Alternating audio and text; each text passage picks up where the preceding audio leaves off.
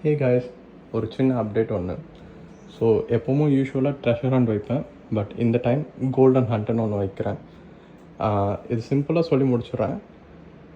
இந்த வாட்டி ஒரு டிஷர்ட், ஒரு பேக் அண்ட் எப்பவும் வைக்கிற போல் ஒரு ட்ரெஷர் ஹண்ட்டும் சேர்த்து வைப்பேன். அது சிம்பிள்.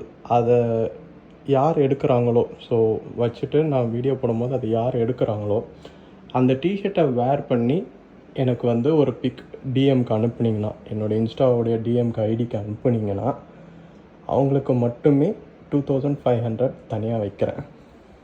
யார் வந்து எடுக்கிறாங்களோ அவங்க அந்த டிஷர்ட்டை வேர் பண்ணி எனக்கு பிக் அட்டன் பண்ணாங்கன்னா அவங்களுக்கு மட்டுமே 2500 தனியாக வைக்கிறேன்.